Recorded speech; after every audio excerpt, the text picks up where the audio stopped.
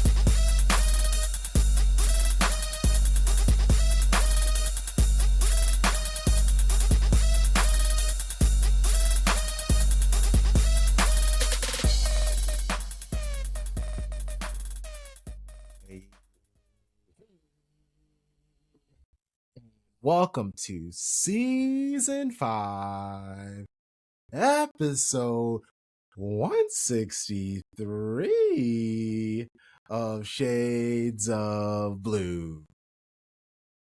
This is culturally inappropriate. We are the most comprehensive show about Manchester City, covering both the men's and women's game, spanning both sides of the Mason-Dixon line.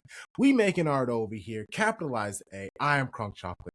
I am here with the show bros, Sharpie Charlie, Tom Bomb, and Tarek will be here shortly. How's it going? How you doing? How you feeling? Man, last recording of 2025. Another year with the bros. I think this is our this is our third full calendar year. Yes. Like 23, 24, 25. Headed for our 4th anniversary in March. It's amazing, man. We here. How you feeling, Tom? It's crazy to me that we have done more episodes of this show than there are games in a baseball season. Like, we are now the wild card play. We're the wild card. We're the play-in. Yep. Yeah. Mm-hmm. Mm-hmm. Yep. Mm-hmm. Wow. Yeah. Almost at two NBA seasons. That's crazy when you put it in sports terms. Okay. Yeah, that's wild. Like, we've talked at least an hour and a half on every episode on average, because they used to be longer for those. Like back in the day, it was going to like 2 hours, and I was like, y'all can't do it. Oh yeah. So we've probably spoken over 200 hours on this recording alone, not including Thursdays, live not including watch along. Just this recording, 200. I'll say 220 plus hours of time. That's incredible, yo. What's up, Terry? What's up, Terry? My bad, the man. mood, you got some Only Shades content. Apologies, Apologies. You got here. Only Shades content? No apologies. I know we setting a vibe. We know that you were handling your business over on the stream. You should definitely make sure that you're checking out Tarek on his Talkback Tuesdays for sure on his channel. It's a good time. Over 200 subscribers. Shouts to my guy over here, man. He does it all. Wait, I joined and did not see that big red live button on top. So I just jumped in talking just like whatever. And it just dawned on me that we're actually live right now. Hello. As a man who does live streams, you should just always be ready, right? Yeah, look for that live button. Look for the record button. Get ready, Mr. Famous, he thought we were waiting for him. You used to tell the kids in basketball, stay ready, you ain't got to get ready. Hey, that's Can I ask Tarek a very pointed question? Please. Tarek, on a scale of 1 to 10, how are you feeling about tomorrow's game? On a scale of 1 to 10, 10 being 10 being like I am super hyped, super amazing, like this is going to be the best game in 25 years, on the other side. 10 being the belt to ask. Yeah, I was like 10 being Michael Irvin. Michael Irvin. Yep. Yeah. And 1 is like, oh, I'm scared out of my ass. I don't think we're gonna win. Like, how you feel? I'd say I'm probably about a 6. It's not bad. 6.5. I feel pretty good. I mean, we may not win, but I don't think we get blown out. I mean, again, we may not win. I think we can do a lot of the same things that Indiana did. Damn right. Pressure on the quarterback, stop the run. I think we can do that. My question is, are we going to be good enough offensively to get points when we Against that need? You defense. can't. Yeah. You're not going to beat them 13-6 or 13-7, whatever it was. That's not going to happen. Yeah. So we got to score points. So I'm gonna need Carson Beck to step it up. God bless him, because that defense is ferocious. Yeah. Yeah. So those that don't know what we're talking about, college football playoff. We're recording on December 30th. Football. New Year's Eve is the only game is Miami versus Ohio State in quarterfinals, first quarterfinal. In the to be happy. Yes. in the Cotton Bowl at Jerry World. And Sure. it is a perfect birthday gift for me. Tomorrow, right. a Canes victory and my life will be great. I don't need anything else. I just need them Canes to go win, because the payback and the revenge for that loss in 2003, 2020, 2002, 2003 season, all I need is to just be able to beat them, put them out the playoffs. Sir, I'll be tomorrow great. be 40 what? 49. Whoa, that's amazing, bro. Yeah, man. Yeah, I was talking to my dad the other day. This is for live, but I was talking to my dad the other day, and he was like, "Yeah, 49 years." I said, "Hold on, I got 3 more days, bro. Don't take away my. I'm holding on to my. I'm 48. I got I 3 know that's days right. before I hit 49. Hold So, on to that youth. That's right. Yeah. Pause. Also. That's hilarious. Oh my gosh. Yeah, so everybody leave a review, leave a comment, and tell Tarek happy birthday. Rate, review, subscribe if this is your first time here. Shout out to the third child for our amazing podcast intro. Today we talk City is we're gonna start transfer rumors, because in a couple days the window opens up. There's some things going on, conversations are being had, so I figure we should talk that before things get official. We have City's win against Forest and kind of the chaos that came from that, and then we have to look ahead to the games against Sunderland and Chelsea. Then we'll do half of the season halfway through the season, superlatives for City men and City women. Our Baby Blue Baddies segment, we're gonna talk how the season has gone. Just a little half season review, because they are on their break for a couple of more weeks. So let's get into it, shall we? Let's start with the transfers. Antoine Semenyo to City. It just keeps getting louder and louder. It's all been but guaranteed. Fabrizio Romano is saying that they're sending up the paperwork. But Areola, after the match today in their draw, he was like, "Nah, bro, he ain't going nowhere. We will have him this weekend." I don't know what you guys are talking about. Obviously, they want to keep him for the games against Arsenal and Tottenham, but the player kind of wants his future figured out sooner than later.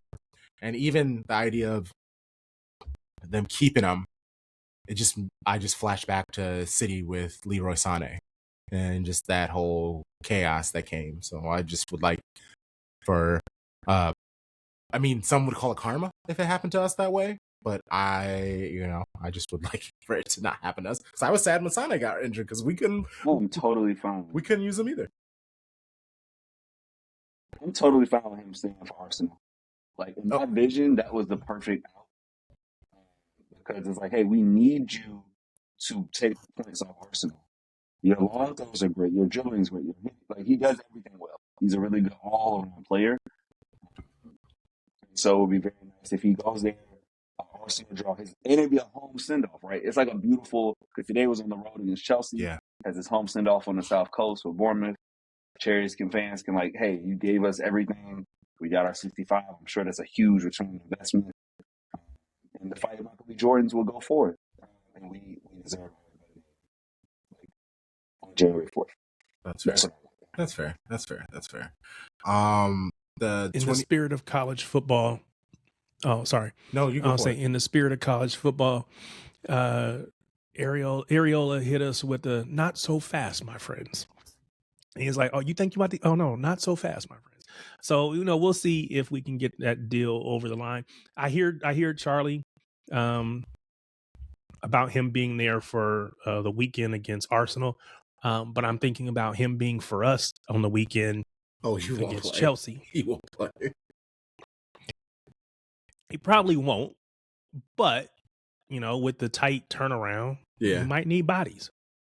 That's fair. What better, he's a good one to have. So he can be on the bench. And winger is obviously a position that we are thin at, that of people that Pep trusts to play there, as we will talk about when we talk about the Nottingham Forest match. That's fair. Fair. That is fair.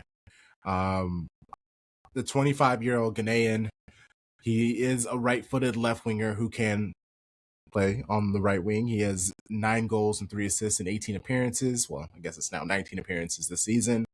3 goals with his left, 6 with his right. So this is my usual before we get in a player. I love looking into him and the numbers and doing a quick scouting report. I mean, I watch a lot of Bournemouth and seen a lot of Semenyo anyway.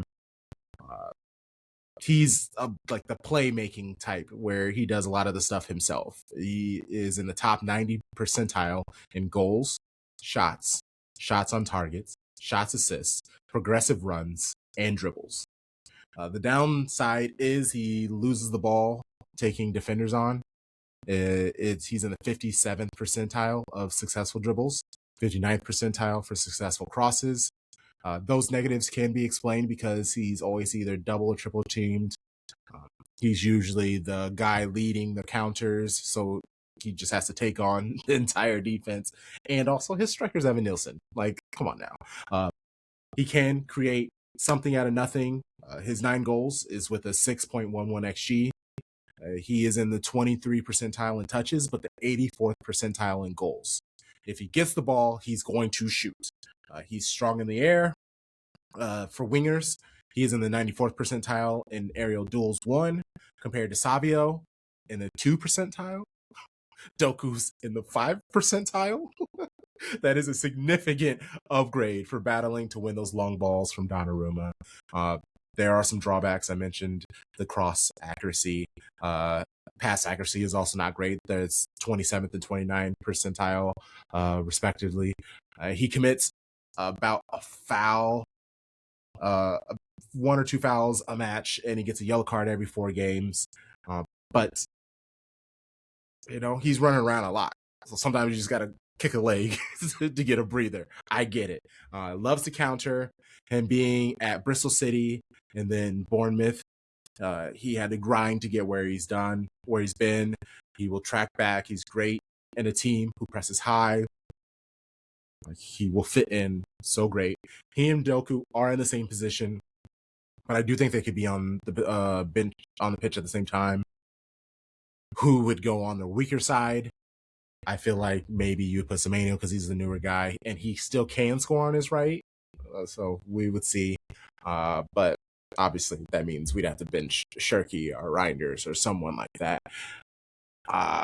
Yeah, the repercussions of bringing in a Semenyo naturally is actually, let's start there. We're all agreed that bringing Semenyo to City is a great thing. Like, is there anybody who feels negative or worried? No. Okay. We are at as I said before, there's not enough wingers on this team that Pep trusts to play. And we saw that in Nottingham Forest, and that can be detrimental, especially with the run of matches that we have. So, yes, I would rather get him in the club sooner rather than later. That is fair. And since Semenyo... sorry. No, go for it. No, I'll say real quick. I think his profile is very similar to in 2018. We literally signed Reinders for $60 million. We're signing Antoine Semenyo for 65 million pounds. Like, and that, when you think about like inflation, to get a player who has quality for only 5 pound difference, like 8 years later, basically, like that's amazing. And I feel like that's one of these things where you said he came from Bristol City. When they do these contracts, that 65 number is actually thought of as like exorbitant. Yes. It's like, oh my God, like 65 is a release clause. Nobody's going to pay that. So he's actually built his worth and value up to the point where the entire Big Six wanted him. Mm-hmm.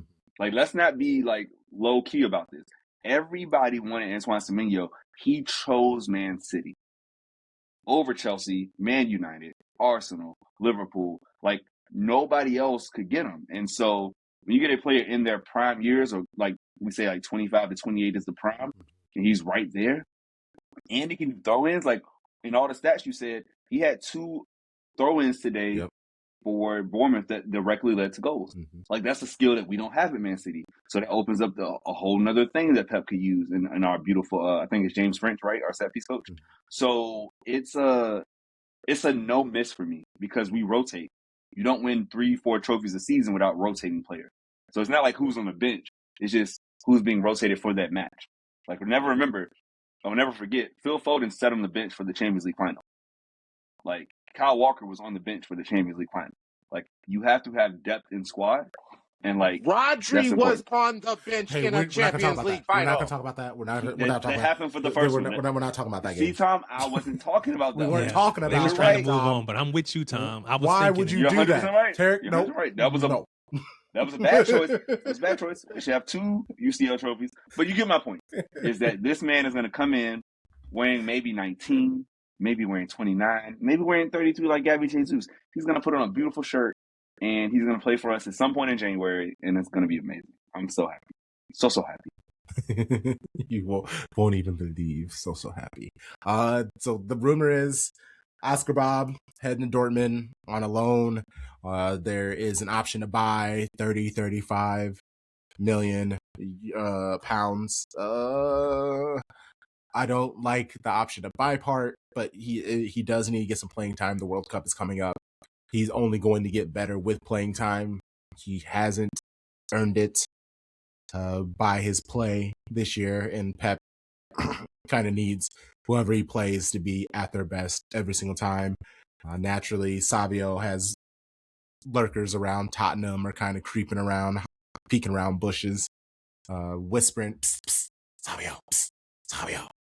So, how are we feeling about possibly losing 1 or even 2 of our young wide players?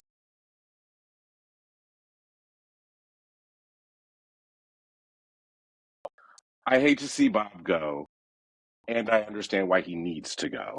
I think I'm concerned about losing a quote-unquote homegrown player. I know if we brought in Semenyo, that would be the same thing, but like then you'd have another one going out, and I would rather not have that.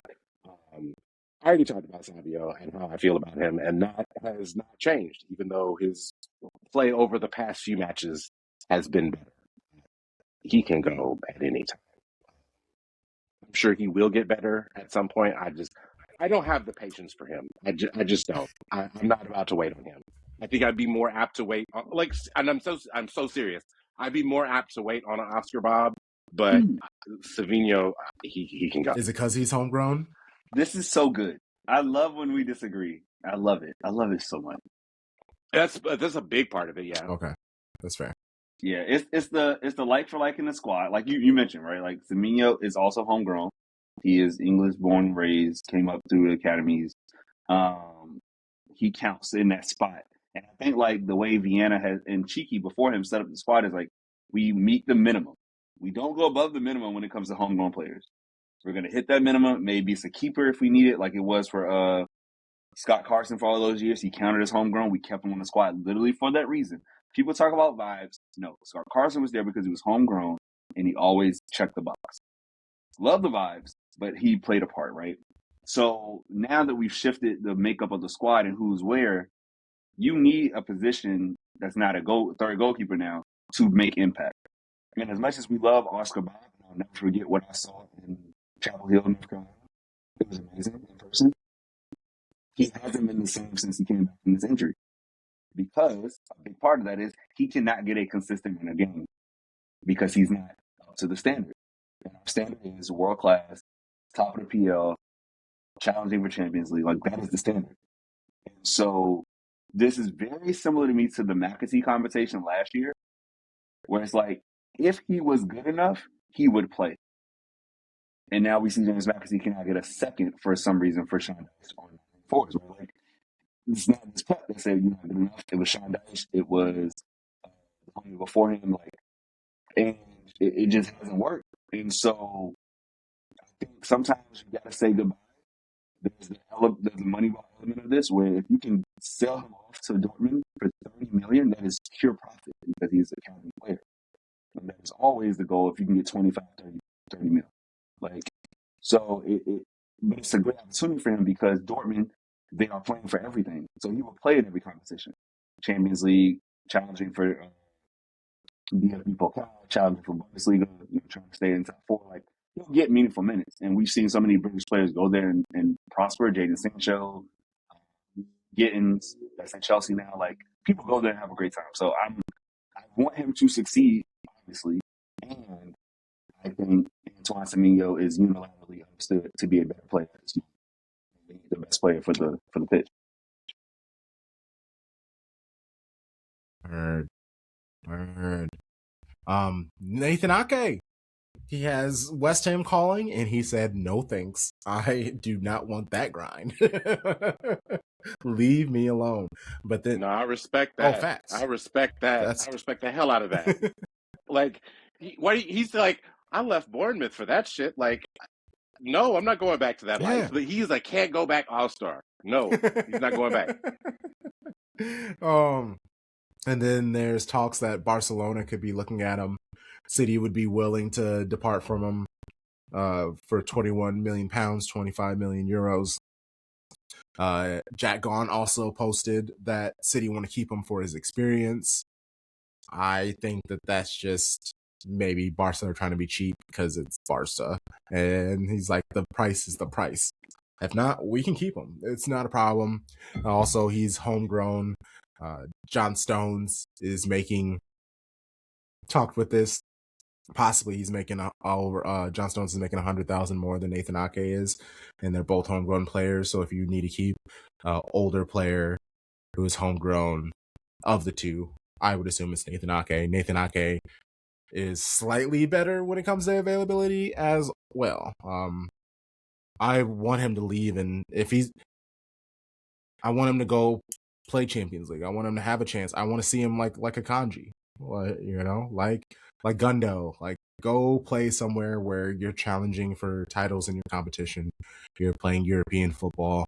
You're still able to kind of prove that, despite your age, even though I'm like older than all of these guys, that you could still ball out.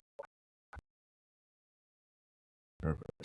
Hope Ake stays. I think his sub role, as we saw talk about, is the perfect role. Like, you need veterans on the bench. We can't have a team of everybody under 30. It doesn't work. And so if our defenders are the 30-year-olds, great. Our midfielders, the only two 30-year-olds we play are Ronaldo and Kova's hurt. So you have to have experience. It's just not like Pep can use that experience. So I hope he stays through the end of this season, and then we can use him in the summer, figure out what he wants to do with his life, because he has a family. He's been in Manchester, been in England for years. Like, this isn't like a guy that's just new to the country trying to get back to, the continent. He's like, no, I've been here for like 7 years. Like, I'm good. And he has some ability. He's healthy. He looks good on the pitch. So I love him as a depth piece for sure. That's fair. And yeah, Tarek, not Tarek. Ake he's the guy. Tarek's the guy too. They're both the guys. Let's keep it moving to Nottingham Forest. There were no pre-match interviews for this because Christmas was between the games, West Ham and Forest. One of the big conversations was at the post-match conversation was the fact that Pep waived the players and basically just told them to return in the same shape that they left. Is that problematic? Like, because it was like a very big conversation, and we know he called Calvin Phillips fat, and I feel like this is like Pep learning from publicly shaming a player to being like, hey, like, this is what you were. We see how great you've been playing. Come back this way.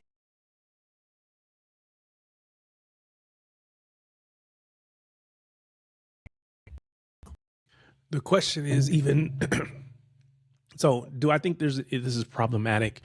No, I think there's expectations and obligations as a professional.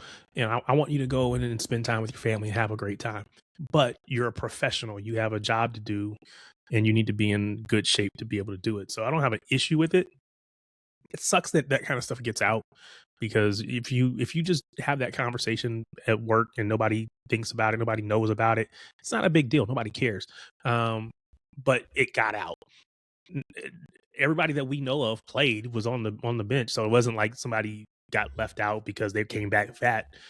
They did what they needed to do. We just happened to know about it, and that part sucks. But yeah, you said it. Pep has expectations for the players.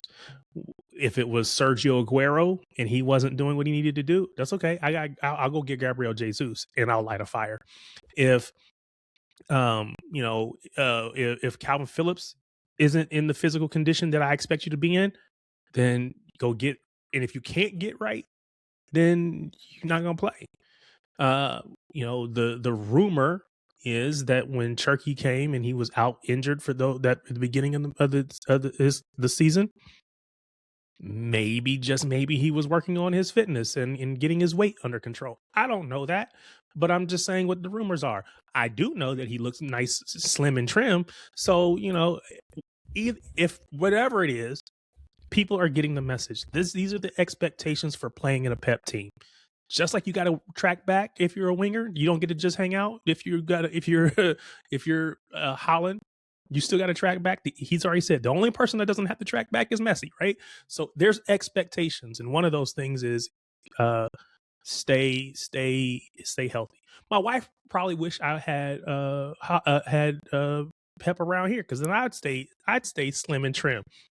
And on my sexy best. But I just came through Christmas and Thanksgiving. My brother liked to eat, so I understand why Pep had to do what I'm the reason Pep had to do what he had to do. So it's all good.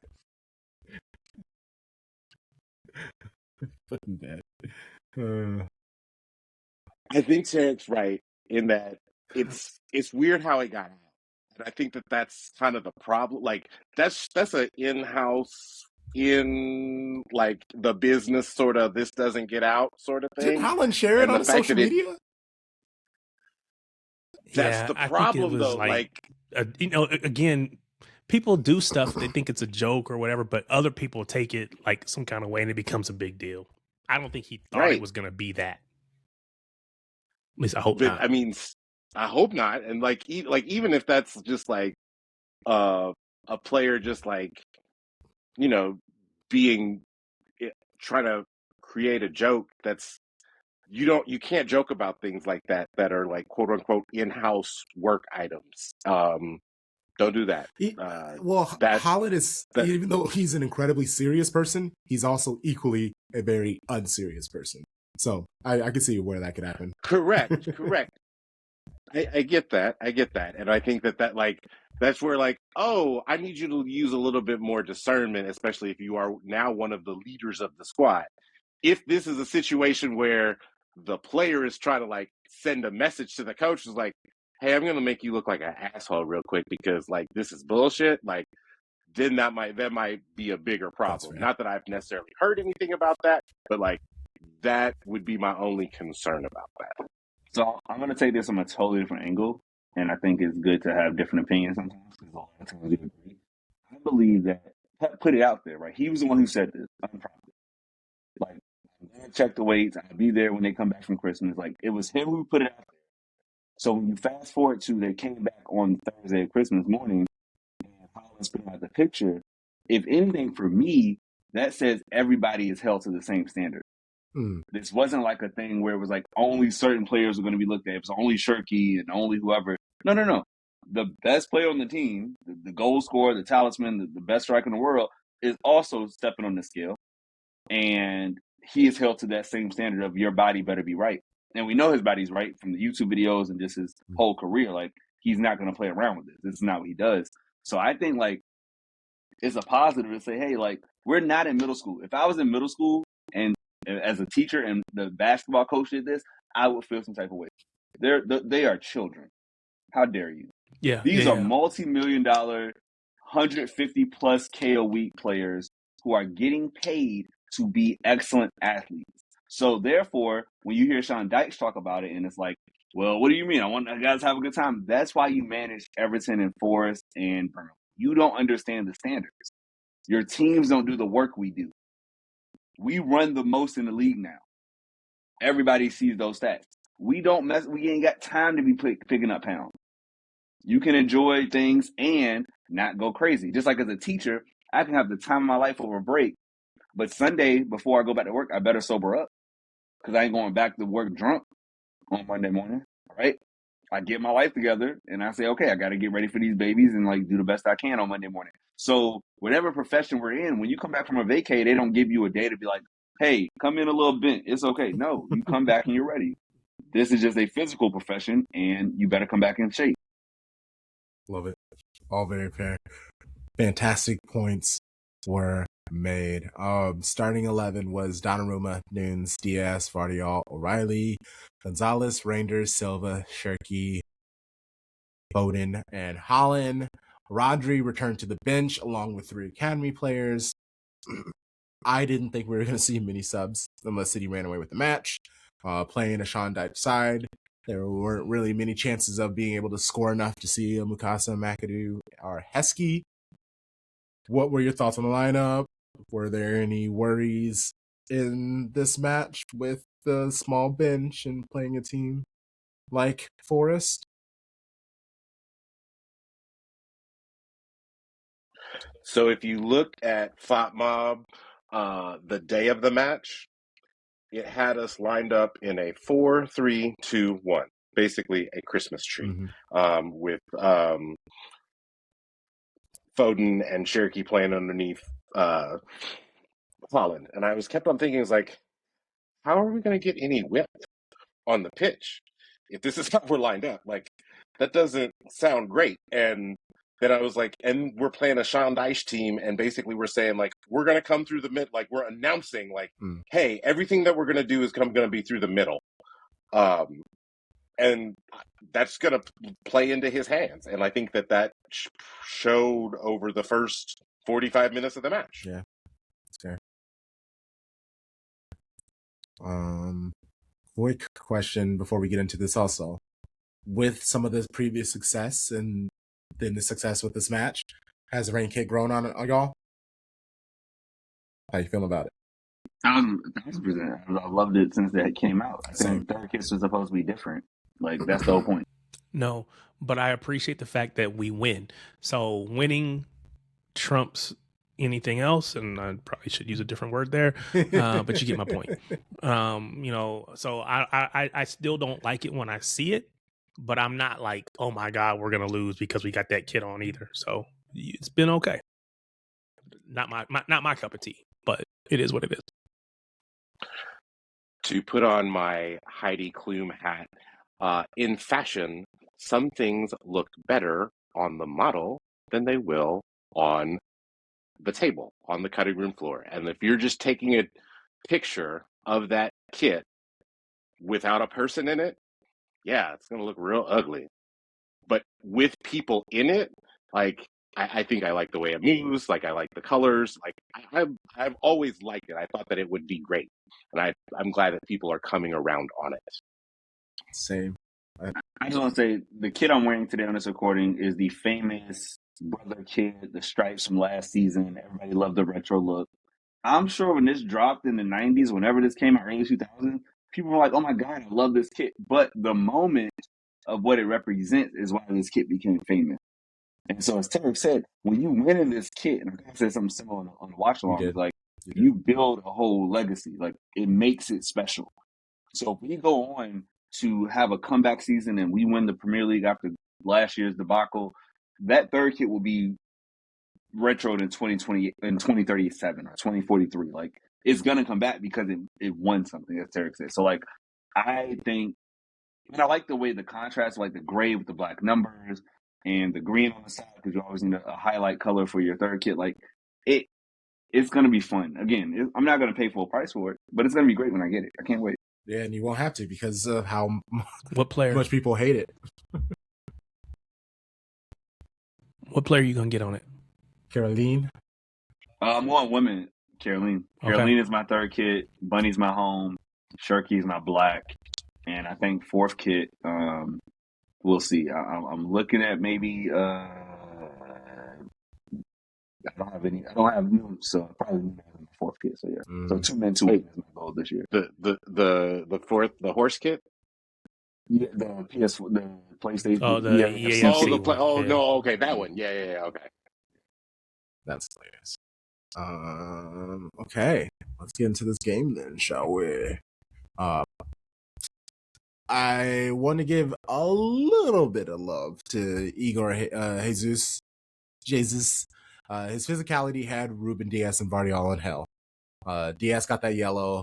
Gvardiol had a moment where he could have gotten a yellow, and then he kicked the ball away and acted like he got hit in the face. Like, that was hilarious. But he did a lot of flopping in that match. And him, Gibbs White, like, they are two of the key players, kind of like stoked up all of the like fever and hate towards the ref and the complaining that Forest's manager did. I have it clipped up when we get done with the match. His complaining. Yeah, the players kind of fed into it, and the fans were ridiculous and screaming and yelling. The Nottingham Forest almost scored in the 7th minute. Hudson and O'Doy sent a dangerous cross in that was like just out of reach of Igor Jesus and Gibbs White. They both thought that each other were going to make the run, and then they realized they weren't, and then they both went after the ball and kind of got into each other's way. During our watch along in general, Nottingham Forest, I gave them a lot of credit for kind of shutting down City and blocking every shot. But then when I did the rewatch, it was more what City weren't doing. They were slow on the high press, closing down. Like, Haaland would sprint up by himself, and you wouldn't see a whole player come into the screen, another player come into the screen until they'd make the pass. And right before the wide player would receive the ball, that's when you would see Reinders running up. That's when you would see Foden running up. That's when you would see Cherki running up. So that really helped Nottingham Forest with the build-up play through City. It was very frustrating. A lot of, even when City were in possession, a lot of passes going sideways, going backwards. They weren't taking on defenders. Or the passes were just like super soft. So then it just kind of went to battling over the ball. A lot of the problems were self-inflicted, and those problems were remedied in the second half. But it really was very frustrating seeing that happen. Donnarumma. The whole moment, I don't know if you remember it, when the game had to be shut down twice from corners, because we've seen him do it all season. He's pushing players, so he started pushing his own teammates into the players trying to block him off. But the refs have gotten wise to that, so they tell him to stop it, which is funny that you're protecting the players who want to take out Donnarumma more than, like, once upon a time it used to be that if you sneeze on a keeper, the ball would go, like, the ball in the air would be called off and the team would get the ball. Now you can clip them, you can get in their way, you can block them, but that's also just the time how it is. But Donnarumma, despite his size, he struggles to kind of get up and punch the ball away. We've seen some of those where he goes and he like either misses, he's missed a couple times, or he's hit it and it just kind of like flips to the side of him. It's all terrifying. It's frustrating. Arsenal. You know, that's their thing, is blocking a keeper and scoring an open header. I feel like there's going to be a key moment in a Champions League knockout match where Donnarumma struggle to high point a ball will bite City in the ass. It's just like something, and obviously he's a great keeper, but that is his biggest weakness that at times terrifies the hell out of me. He really do be in the box on set pieces. Like he's at the it's 2004 and you're at the club and somebody just put your hood up and then all of a sudden it's a fight. Like that's what he looks like in there. Someone who was 13 for the majority of 2004 and did not turn 14 until October. That is so funny because I can only imagine what I heard on the radio coming out in a club with the explicit version and just chaos everywhere with, you know, some liquids inside of people. Also, if you saw that 15th, like you put on Nuck if you buck at the right situation, people will take that as a call. They take it as a call to action. That's what those songs were. They were call to action. There is a city ordinance in the city of Kansas City that if you are a nightclub, you cannot put your hood up ever. Like they just do not play it because it caused so many fights in the club here. Oh, that's hilarious. I can't wait to visit this city. I can't wait. We're just gonna play it in the car and get ourselves in trouble. Type of town. Playing on the plane. Touchdown. So Diaz somehow didn't get a second yellow 30 seconds into the second half. Like, good on the ref for not getting caught up in the moment, but I'm not gonna lie, I was terrified. Like, were any of you guys waiting for that second yellow and for him to get sent off? I thought they would give it, but I know that I believe that we've played matches where that's not been given on our benefit.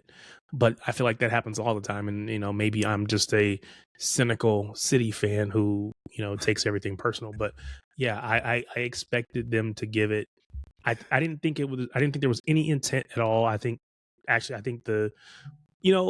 like in basketball when you shoot that three and you jump into the player and, you know, they got to give you room to come down. But if you jump and you lean in or you whatever, that's not me. That's you. And we got to stop bailing people out. So in this situation, I felt like the player making the run basically ran across his path to try to draw that penalty or the yellow card. And so I was glad that it didn't get rewarded, I guess. Now, again, maybe that's just me as a City fan, but I was glad that it didn't get called. Bias. I would not have been surprised. Tarek isn't biased. He's just a fan of ethical football, much like Victor Wembanyama is that. Yeah, stop trying to cheat. Ethical fan of ethical basketball. He didn't want this insurance fraud, like getting results in matches. Mm-hmm. I get it. Yep, that's real. That is real. We were lucky as shit. Yeah, I mean, we were. That should have been a yellow. Like if it was, I always think about things like, hey, what would happen if it was against City? Roles reversed when I won that call. And so, yes, we got off. Thank God the PGML sucks. Because if they didn't, we would have been down. Ruben was outplayed by Igor Jesus. And that's okay to admit. It's not like he's the worst. There's no question about that. Igor Jesus is not the best striker in the world. However, his physical abilities literally pounced on Diaz's physical inabilities. And you saw it for 90 minutes. And that is why Pep had to bring in Nathan Ake later, because I need more people. I need more bodies. Yeah, I think we got off, but also I'm happy that I guess the shit is like the refs didn't change the game. Yeah. It's like if you're a neutral, you like call it fair. If I'm watching another match, I'm like, oh, that's a yellow. What are you doing? Like the Caicedo match today. Like Caicedo could have had a second yellow. Or when they pulled that man's arm, they didn't call like a yellow. Like, what are you doing? Like, so I hope that in England the refereeing gets better, so it's just more evenly called. But we'll take the win. Yeah. And then a couple of minutes later, that's when Reinders' goal came in the 49th minute. The players moved the ball right to left as they were doing in the first half. What was different is City added an extra player into Forest's low block. They overloaded the space, basically. Sure, the space became smaller, but with players like Foden, Cherki, Reinders, and Bernardo, they thrive in those situations. Cherki was on the right. He hit the ball back for it to be recycled left, and you just kind of see him slowly jog over to the left.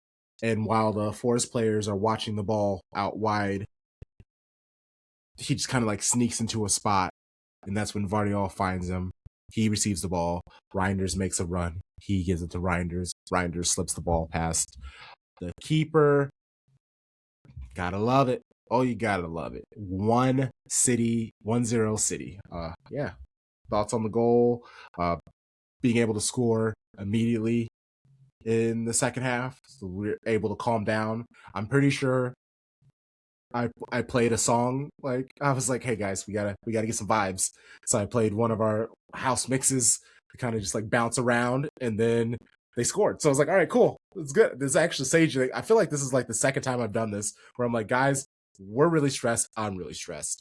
I need to play a song to get calmed down, and then City scored. And it's like, okay, cool. It worked.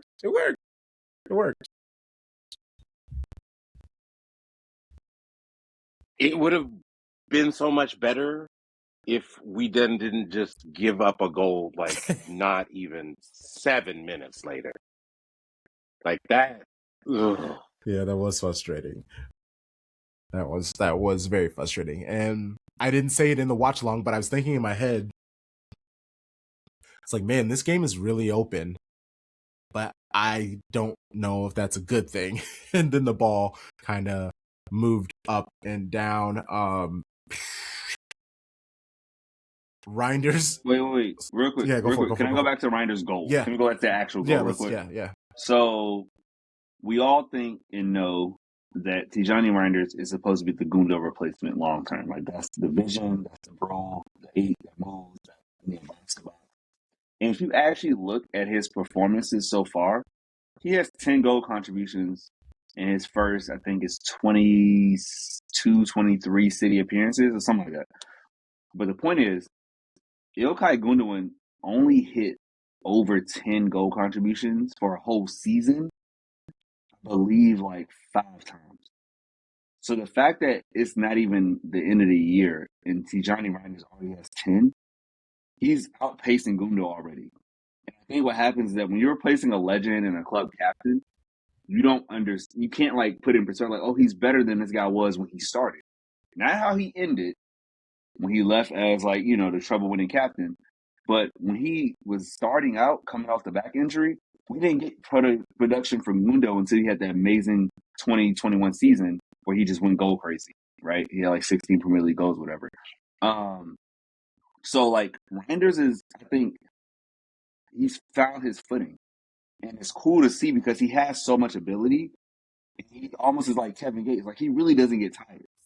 Like, he runs the whole match. Like, when he's on the pitch, he is moving.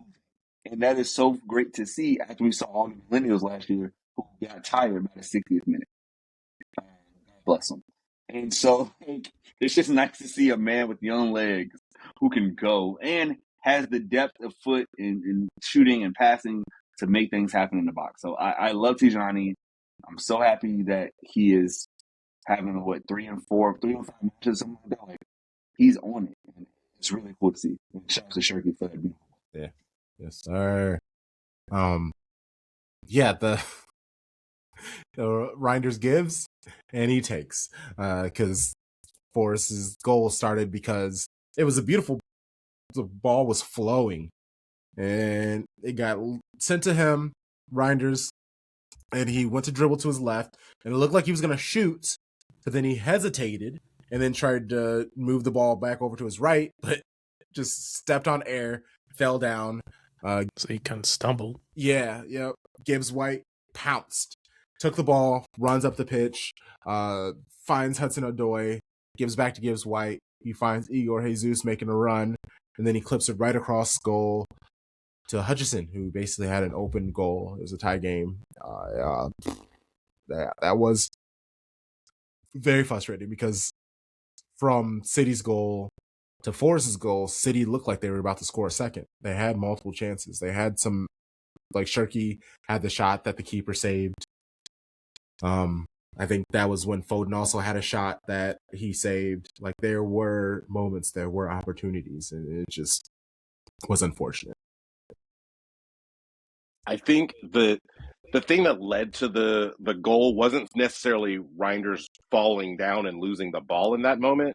It was the terrible attempt at a tackle that Nico Gonzalez had on Morgan Gibbs White that wasn't really it, like, and that just made everybody scramble. So like from the time that happened to all the way to the cutback, like everybody was already so out of position that there was no way that Nico O'Reilly was going to be able to cover the middle of the box and then be able to see the back behind him. Like, oh, here's Hutchison right behind him, like crashing in to score. So like everybody was just so out of position based off of that one terrible tackle attempt that Nico Gonzalez had. I will say, like, Nico Gonzalez's education is still ongoing. It's literally he's finishing up his first calendar year in the Premier League. And I think that's the mistake that Rodri makes in his first couple seasons with City, right? Because he's not there yet. He doesn't understand, like, hey, if I get this ball, I get this ball. If not, it's a tactical foul. But I cannot let a break start because I am so far out of position being at the box, like on the offensive end. Like it's either all or nothing. And I think over time now he can look at that and go, hey, when I get stuck in, I'm going for this duel, and I'm either getting ball or leg. But you're not getting a counter off this. And the moment he missed, as I looked at the replays, I was like, oh, who's supposed to be in the box right now? Our DM. Where's our DM? Running down the pitch. And so it made the defenders look bad because they weren't supposed to be out of position. Like, they were fine. There was just not that fifth person there to cover. And so, like, as much as I could say, like, hey, we haven't missed Rodri because we're winning and we're good and whatever, it's like you missed those moments of Rodri. Where if he's there and he makes that decision to go in, oh, he's going in. And there's nothing coming past him. He's either a whistle or we got the ball back. You know, I think, like, that's a part of the education of 23-year-old Nico Gonzalez that, like, we were kind of talking about Savio earlier. You just got to, like, that's an experience thing you have to go through. But it sucked that it led directly to a perfectly executed counter.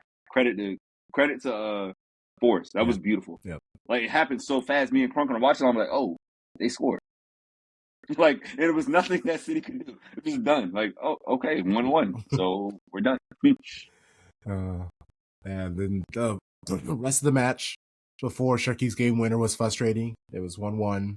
You know, subs need to be made. But like I said at the beginning, before we started this review, the bench had Ake, Kuzanov, and Lewis. They're not needed. We need to score goals. Pep will bring on Mikasa, McAdoo, or Heskey because of the pressure that would put on a young player. And if something goes wrong, fan base, media, haters, they kind of will aim at the kid. Rodri isn't fit enough to be effective, which means the only sub is Savio. And he comes on in the 73rd minute, and Foden, okay, so that's when Foden took the shot and almost scored.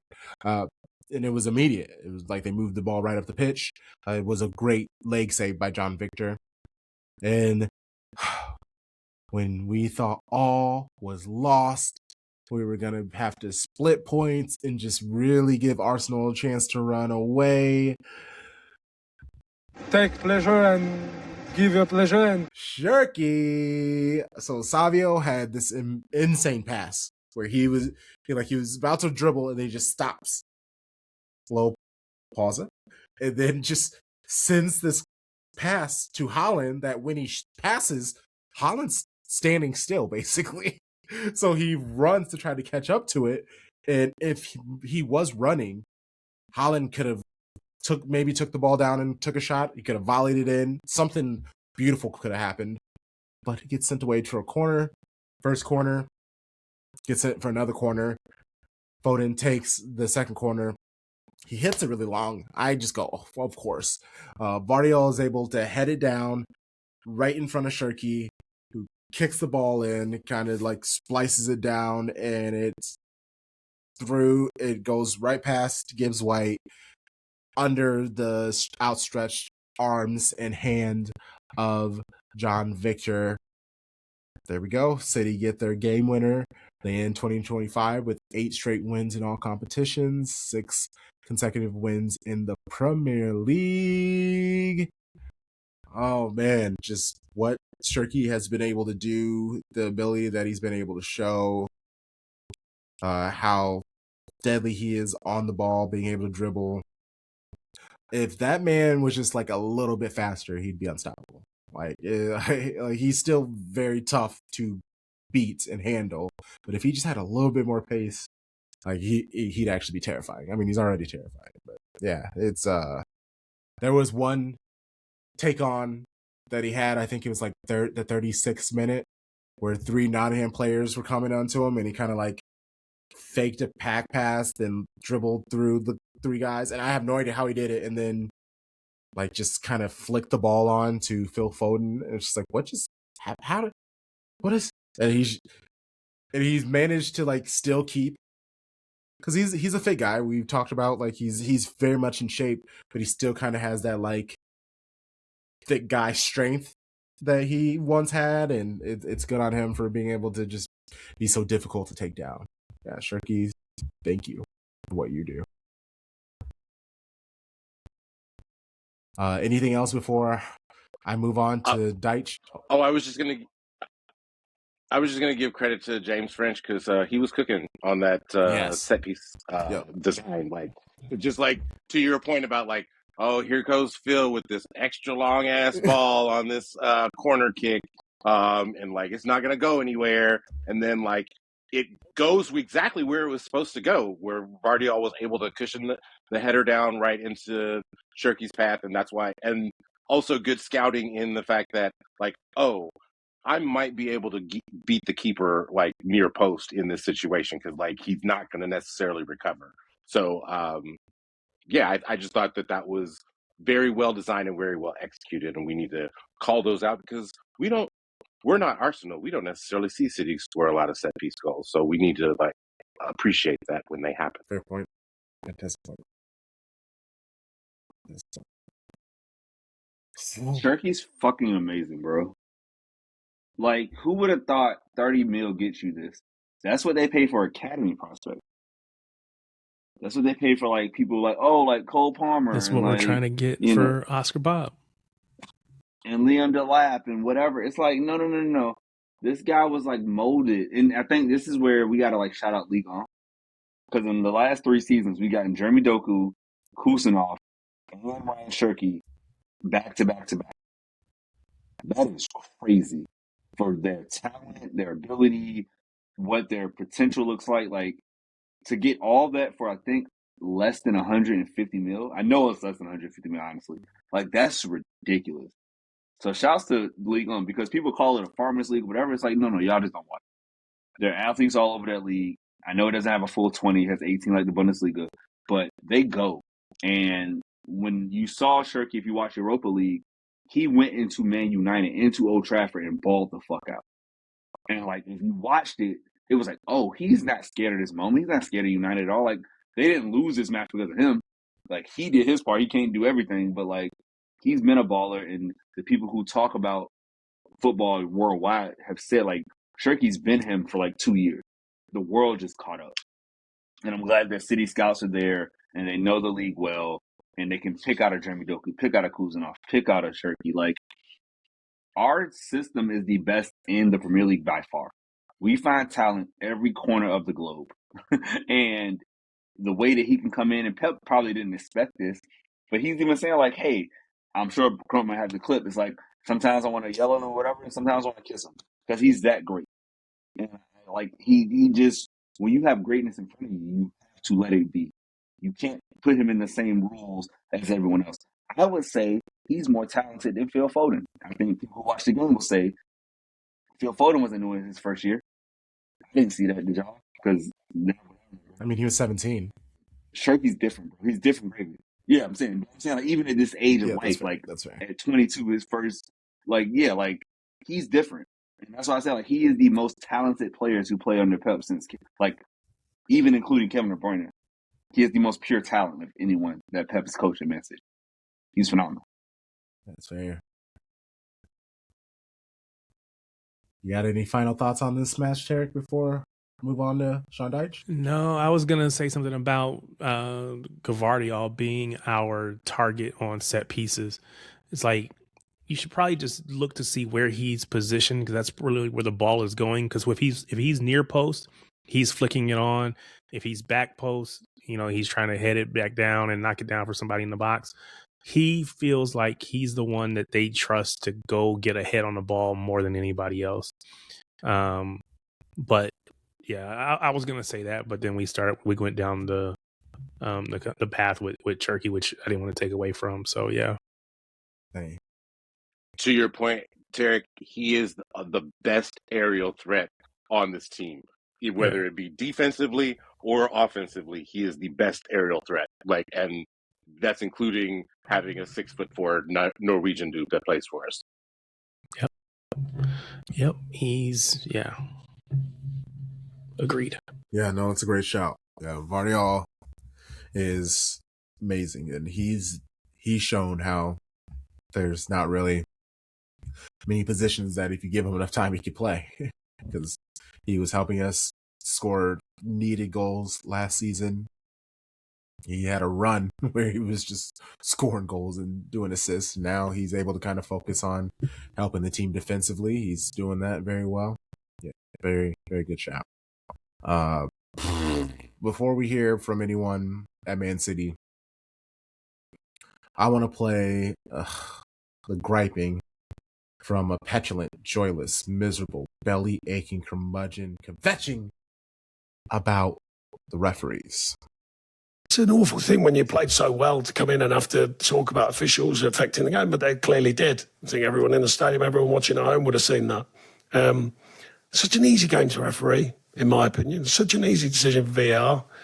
I can't work out where football is with that sometimes. I'm a big fan of VAR, but I can't work out how you can't get that right. Morgan Gibbs-White quite clearly gets pushed to the floor. The same player is then involved in blocking the ball, and he can't block it. As he jumps up, he goes through the bit of his body which he would have blocked it with. Whichever way you look at it, it's a foul. And then they'll say, yeah, but the ball wasn't near him. And you go, okay, so if the ball's not near the keeper, then you push the keeper to the floor. Is that going to be a foul then? Is that going to be, because we all know it is. I can't work it out. And then they score from it, which is the double whammy. I mean, they're playing the first, I boots the ball away. I thought that was in the 80s when I was playing. You boot the ball away, you get booked. Remember that? It was like, swearing at the referee, booting the ball away, you get booked. He boots it into the crowd and then dies on the floor injured, apparently. And we're going like, how's that? Nothing happened. Same player brings Igor down in the second half. Say it's an accident. You go, well, if that's an accident, he's running through a goal, then what happens? We all know what happens. He gets red carded. So why is it an accident? He's not yellow carded then. I just find it bizarre. I really do. And I think these are easy things to referee. I don't think that's a hardship as a referee. What's wrong with it? Just give him the second yellow. It's a yellow. That's it. Off you go. I'm a big fan of referees. And then he finished that by being like, and I like the referees. He's just saying that stuff so he doesn't get fined because he's complaining about the referees. But then he's like, they have a tough job. He's trying to cover his bases. He's talking out of both sides of his mouth, where he wants to complain but also not get fined. I'm going to summarize all that shit that you just heard that man say with his own words. Utter woke nonsense is what you just heard. That is literally what you just heard that man say. And that's all really that needs to be said about that. That's real. And yeah, he complained about 3 separate situations. Yeah, Cherry, were you about to say something? I was going to say on the stream earlier, I said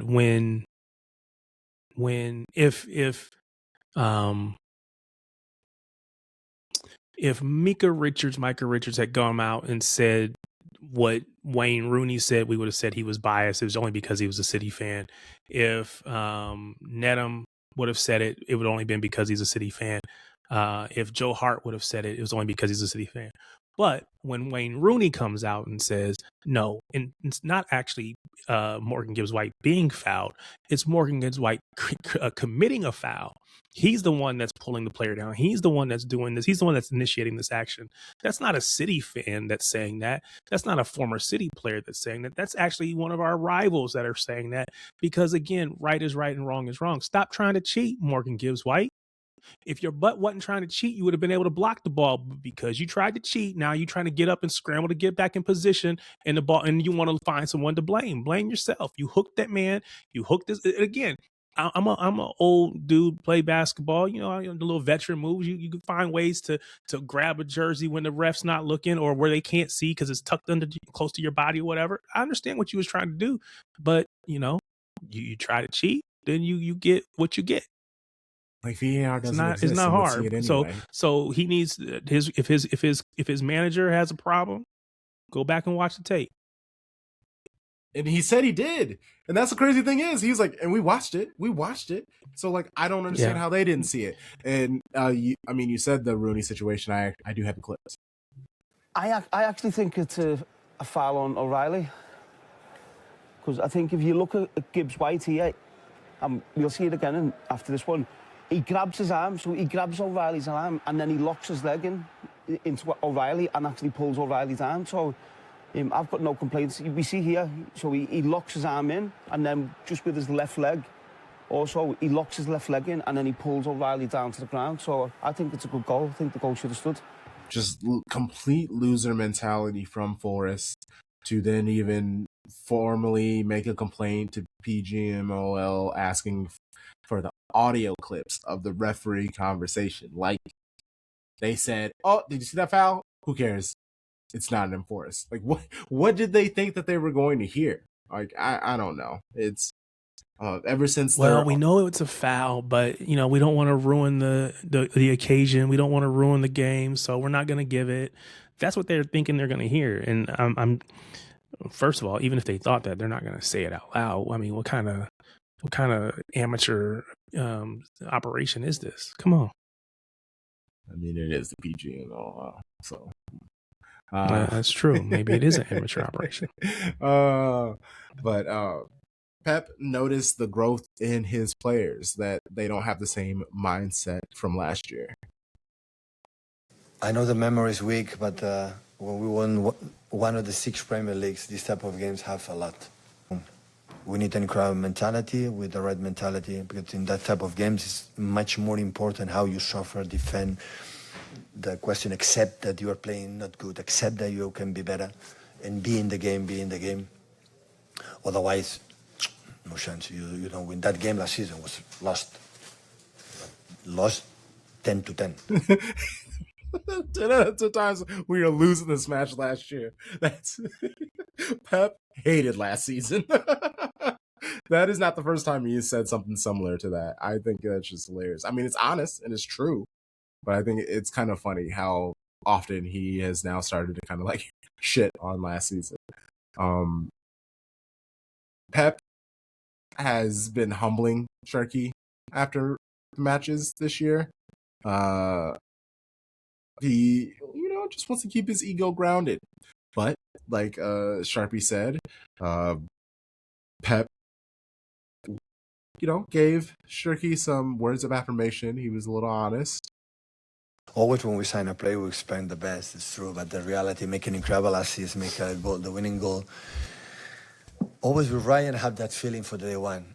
The moments I shout him and the moments I want to kiss him. So I have that ambivalence feeling with him, but I have to allow him to express his incredible talent, I love the guy laughing in the background. I'm not gonna lie. If you have time, watch the last half of this interview. Pep goes on a roll. Like, he's like legitimately funny. Like, just the things that he's like joking about, like going to Spain. He was asked about the Gvardiol, and he's like, yeah, ask him about the beaches in Croatia. That's not true though. But who cares? Like, there are a few other things that he was just joking about, and the crowd was like cracking up. I loved it. And this is people talking about how Pep could potentially leave after this summer. I am talking about me also. Like that is a big like conversation. That's where the Enzo Maresca thing came. But he seemed like this is the fire, this is the fun, this is the lightheartedness that we had from Pep when we were winning all those titles, when we were doing all this stuff. So I don't know, man. If he wants to extend as long as you need to, my boy. As long as you're having fun, we're winning games. Bringing on these new players, it gives Pep something new, different looks. He has to update his style, his mindset to how the game changes. I love it. I really do. And speaking of adjusting, we were in that time knowing a little bit players in the best way to suit to play. Sometimes you need time. And talk with the players and said, and the way we press here, we're not comfortable, and Erling is not good going to half spaces, or it's too risky, or whatever, or, sometimes you need. It's not to have a manager, we are not a magician, okay, we're going to do, and everything is click. Sometimes you have to, win, or, for example, first half with Mateus in the right back, look Savio. With Savio right 5-6 times. I adore Savio. Savio take the ball, lose the first ball, second, third, and fourth, and arrive in the byline in the first half. Sometimes you have to discover the way they play the team. We have just one winger now, the other ones are injured. So we have to adapt the way. I didn't expect Nico O'Reilly make this performance and like it's performing, right? So always you need sometimes realize yourself as well. So, we proved that, but it doesn't work. We have to change a little bit, because new players, there's a new, and the opponents always face us in different ways. So that's why sometimes you need time. I love Savio, but he'd get the ball and he'd lose it once, twice, 3 times, 4 times. That was so funny. So funny. And he's like, and he's saying that, but then also being like, hey, it's my fault though. It's my fault. I didn't set him up for success. Yeah, I figured him mentioning that about Savio made Tom happy. Pep's so tired of that man. He's so tired of that child. He wants to send that Brazilian child somewhere else, away from him, so he does not have to deal with him all of the time. That's hilarious. I mean, it's real. It's real. Okay, so we will do these 2 predictions, previews and score predictions, Sunderland and Chelsea, and then we'll move on to Baby Boo Baddies and talk about the season so far. Do we think anything's going to happen transfer-wise? And then first half superlatives. We'll save City men superlatives to next week because there is absolutely nothing for City women because there's still a whole other week before the games even go, so there's nothing to even preview. So, yeah, we'll just move the first half superlatives for City men to next week. Match against Sunderland, it's on Thursday. So by the time you guys are listening to this, it'll be tomorrow.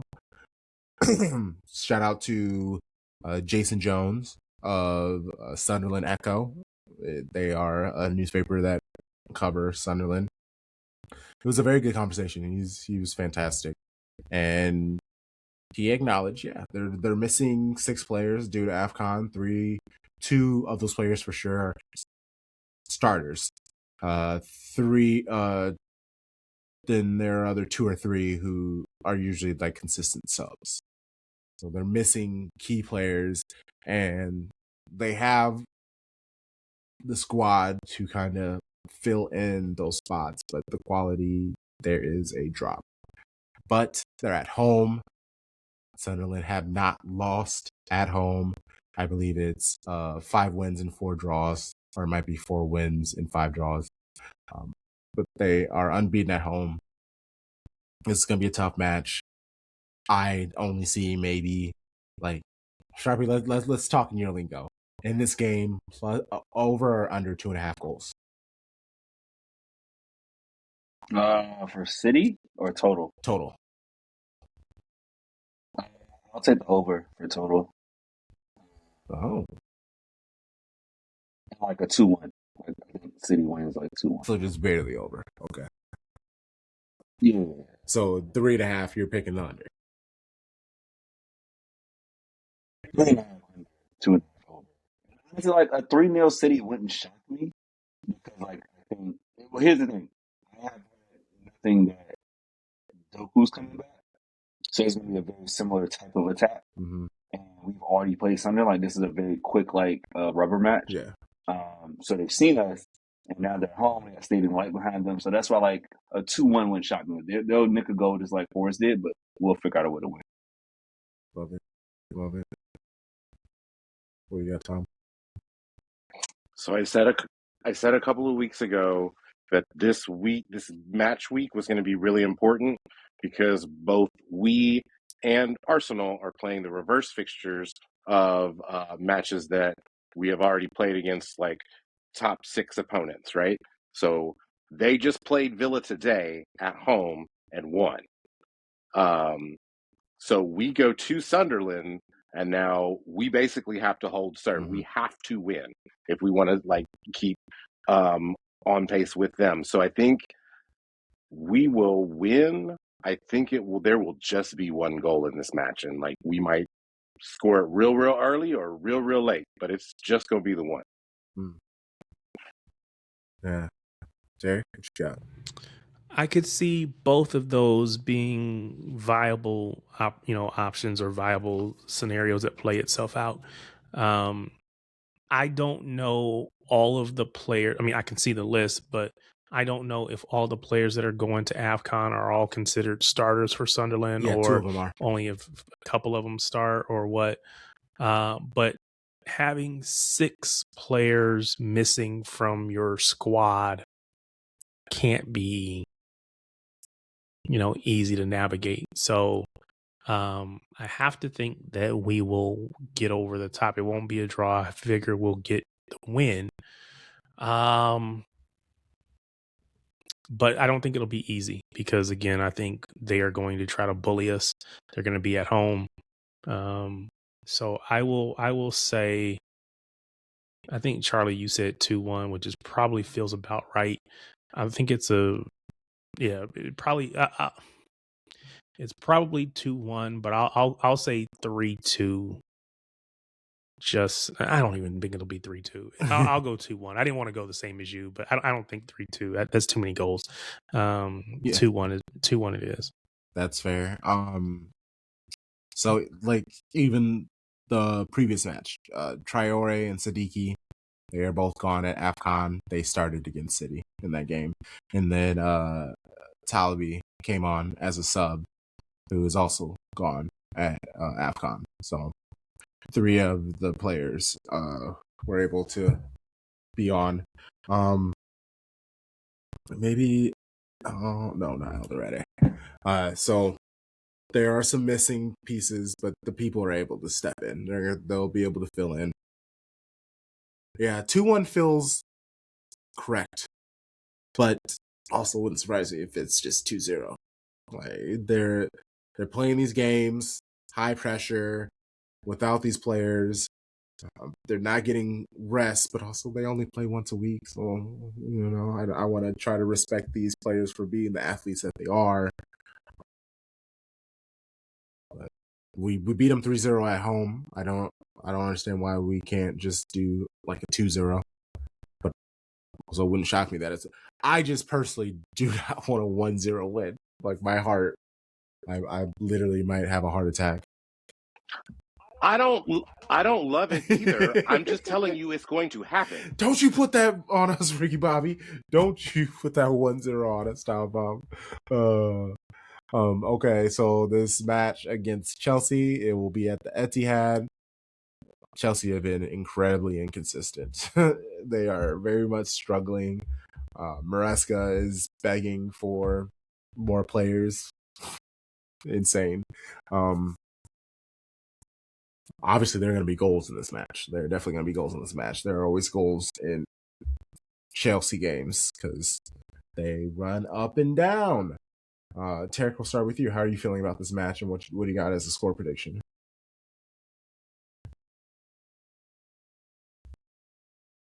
Oh, that's Tarek. Oh, sorry. So I will go So I think the big thing is we're talking Chelsea, right? So Yes. I think the big issue here, not issue, but the big bonus here is Caicedo being out. He picked up a yellow card in the match. Accumulation says he's got to miss a match, so he's going to miss the Chelsea City match. So I think that's a big win for us. I think Reece James will probably end up in midfield. He's been really good, but he's not going to be as physical as, say, a Caicedo is. So I'm going to go. I don't think it'll be easy, but I'll go 2-1 again. Actually, I'll go 3-2 in this one. There could be 3 goals. There could be that many goals in this one. 3-2. Ooh, banger. I like it. Tom? I feel like when we have played these Chelsea teams of the last 3 seasons before, we have allowed ourselves to play more childishly, quote unquote derogatory than we normally do, just because they are so childish when they play. I could see a scenario where there's 7 goals in this match, and it's like 4-3 City. Oh my God. Like, Pep would hate it. He would absolutely hate it. But, I mean, it would probably be riveting television.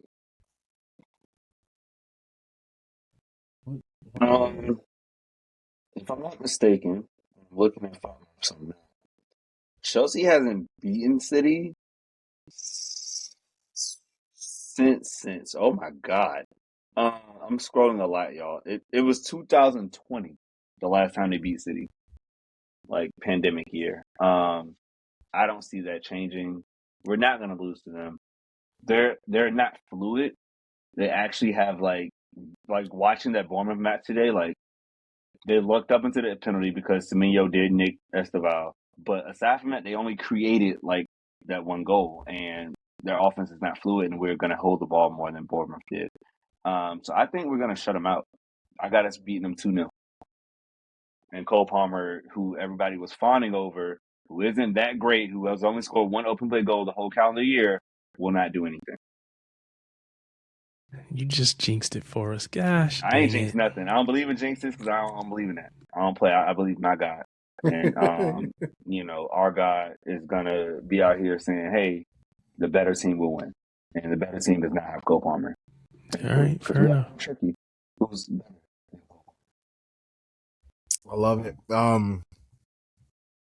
Emma, front and back. I see a 3-1. And I think we batter them down. They try as you must. You ain't getting it. Perfect. All right. Baby blue banners.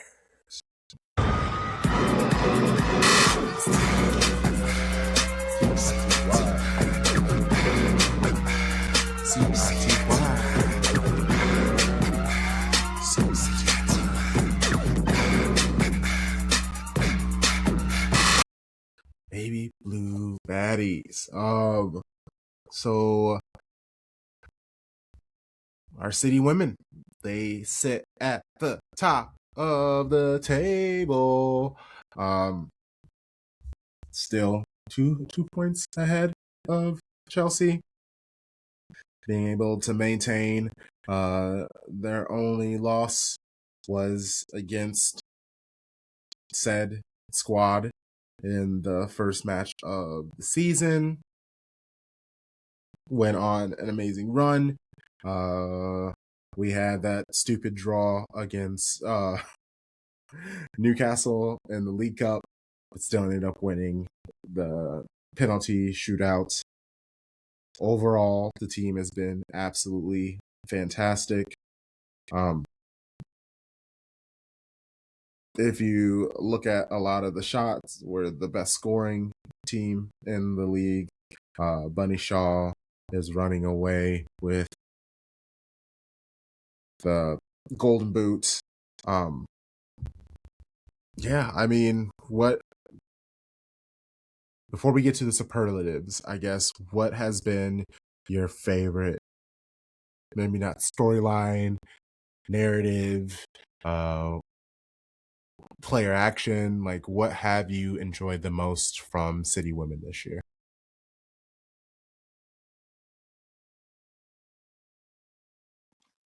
I would have to say that it's probably like the development of the two young wingers in Iman Benet and Abba Fujino. Like, they've probably started or played as many matches as they were supposed to play the first half of the season, like, or in the whole season, this first half of the season, just based off of injury and availability, with Hemp being out, Caroline being out.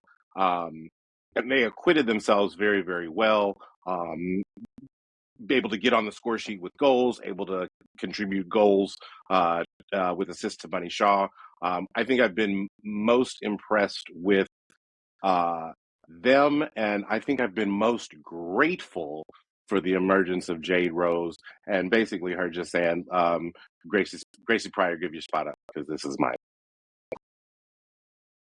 Sir, yes, sir.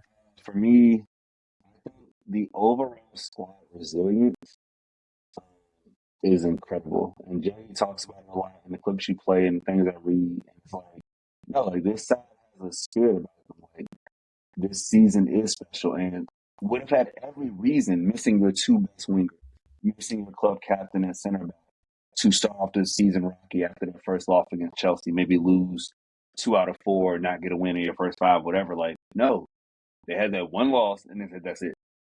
We're going to figure this out. And we're not going to lose again for the rest of 2025, which is crazy with all the injuries you've had and the new players betting in. It's miraculous. I had no hope at the start of the season. I thought Chelsea would win it again. Arsenal would be there, whatever. No, like, we have risen to the top. And we're getting better. Yeah. So, yeah, this club's collective spirit and perseverance, this side is special. Absolutely. Yeah, Greenwood going down, Mac not being available. Like, we've had a lot of injuries that you would think would take the team down. Lily Murphy, Lazelle, just like injury after injury after injury with her. That's so unfortunate. Yeah, I honestly, speaking of injuries, I think the biggest thing is just inconsistently being able to get, like, Grace Clinton and Lohman, and then, like, they both will come in for a match, show why they were brought to City and the quality, and then we're not able to see them for a game or two.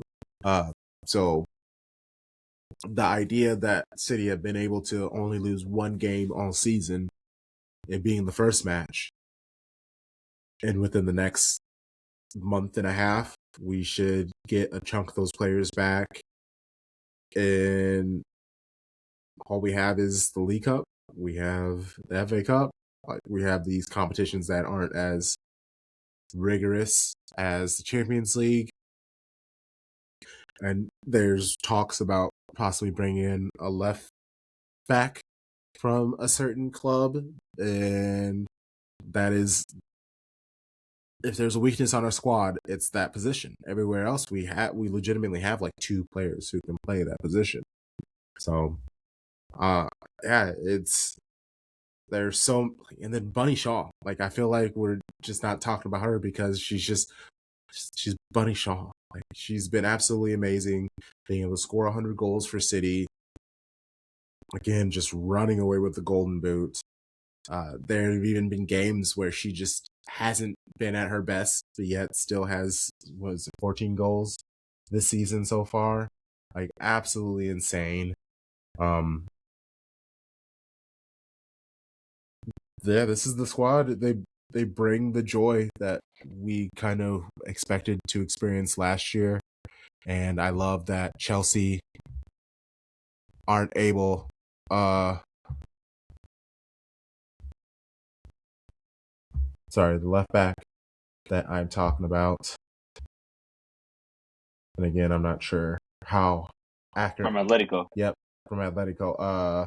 Andrea Medina. Yeah, so to bring her in, that would be fantastic because Wahhabi has been great, but if there's any weakness on her team, it is countering on her side. Some of the amazing goals that opponents have scored on us have been on her side of the ball. And also just what the squad does now and all of the different people who can knock the ball around and distribute. Like Miedema, like her true transition to being a 10, to her not having to like focus on goal scoring, where she can just create some of these passes that she's been able to score, or she's been able to make, like the vision that she has. Yeah, it's been amazing, honestly. There's so much. And then the biggest thing that isn't about City is these fucking kickoffs. Like, shout out to Man City Women Supporter Group. Shout out to all of the traveling fans, all in the WSL, for having to do the trips that they have to for a noon kickoff game, because it's 6 here, so it's noon there. If you have to go to London, that means they're hitting the road at like 5 a.m. just to get to London in time, because it's 5 hours. Like, it's 6 hours. So, and they probably have to leave earlier than that, because then you hit like the traffic and oh my gosh. So just what the fans have been able to do, and viewership has dropped because of this. And I know they're trying to fill in spots that are available, and they're not trying to clash with the men's football, but I don't know. Maybe you just need to make people make those choices. Okay. Can City continue this run and win the WSL? Like, are we worried about maybe Arsenal figuring their shit out? Maybe Chelsea figuring their shit out? Like how positive? Let's do what you did, Tarek. 10 is we got this. We're winning the title. 1 is no, someone's gonna run us down. I'm not confident. We're 6 points clear, right? So I'm going to say I'll go 6.5 as well. I mean, Chelsea's still thereabouts. But yeah, I think 6.5. I'm gonna go 5, simply because I know that Chelsea is going to make a move. I know that they are going to make a move before they play us on January 21st. I know that they will probably make that move in consideration that, like, whoever we acquire in the transfer window is going to play against Man City. And another important note on that match is that that's the point of the Champions League season that is like going to be the basically like the play-in, since they've already done the group stage. So like, so they've already qualified, so they have the bye. So it's not like they're going to be playing that every 3 days sort of thing. So they're going to get a full week of rest before they see us. I am also very interested in what Arsenal might do during the January window, because there's a lot of smoke around certain players at Arsenal not being playing up to the standard that Renee wants. And I think that, and these are like players that the club has heavily invested in. So there's like a weird, like butting of heads. Like, and Renee has already said, I don't want to get the players. Like that's not my thing. That's not my bag. But like, she might need to be more involved, because like, if you think about who they've invested in, and the fact that they're going to lose so many players for Asian Cup in March, like Steph Catley, who's starting at center back for them, Caitlin Ford, who starts at forward for them, Kyra Cooney-Cross, who's been in and out of the lineup for whatever reason. I think that they're probably going to make some moves. Whether it will be a move that anyone cares about that will actually help their season, I don't know yet. Like, that might have to be a tell me what you see in February sort of thing. But I can't say it until I see it. So like I'm not super confident even with this 6-point lead, like knowing that we still have a 6-pointer against Chelsea, knowing that we still have to go on the road to the Emirates, knowing that we still have to go on the road and play at Old Trash Can. Like I'm not sold on that yet. Now if we get draws out of all 3 of those matches, I'm like, yes, then we're gonna win the league. But like I have to see it first. You just like calling him not Seb Hines. Boo! Y'all both suck. This is boring. I'm a 9 out of 10. We win in this fucking league. All right, it's our season. I'm not worried about that back-to-back with the 1st and the 8th of February. We play Chelsea at home in the league. I don't care about Subway Cup. I don't care about FA Cup. We get them at home in the league, make up for that first game. We go to the Emirates. That's cute. They aren't that good. We can get a draw there. Like, all we need are draws in those 2 matches, and we win the league. Like 2 points from those 3 matches, and the league is ours. Because again, Chelsea's attack is shit. They have 19 goals in 11 games. We're thinking about old Chelsea. Old Chelsea's not this season. It's like old City isn't this season, right? Like those teams are changing, and you don't just go from Sonia Simeone to Seb Hines. Like they aren't just going to be a flowing attack out of nowhere. Like, yes, they have some players out, but they have enough talent. She hasn't used it. Like, we're going to win this league. I'm not saying we're going to run away with it. It might come down to the last game. Okay, that's what they played 22 for. But I got us win this league. I'm 9 out of 10, 90% confident. Because, again, that 10% is we have a crazy injury to Bunny. I think if Bunny gets hurt, yes, call all bets off. But as long as Bunny's healthy, and even if we lose Yui and Alba to Asian Cup, we got people to fill in. We can make up those matches for a month. And Yamashita. Yamashita, great. We got people to fill in. Like, the only person that's irreplaceable is Bunny Shaw. And I will stand on that. So as long as she's good, City bring the title home, baby. And we have +9 in the goal difference situation. So, like, even if it does come to the last day, we don't have to worry about goal difference. Thank goodness. That is one thing. Like that is one thing that is very comforting. Is that like if it does come down to that, just based off of the number of goals we score alone, like we are far outpacing the rest of the league. Not just almost outpacing just 32 and 11. Like, and this is again now with everybody back in full form.